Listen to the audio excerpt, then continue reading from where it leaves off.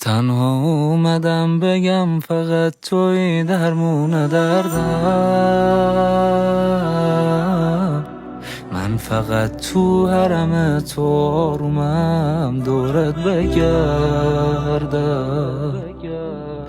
مادرم سلام رسون گفت که بگم گره تو کاره. همیشه بهم میگه امام رضا چاره کاره. تنها اومدم درد تو دلم. من تا میرسم حرم حل میشه مشکلم.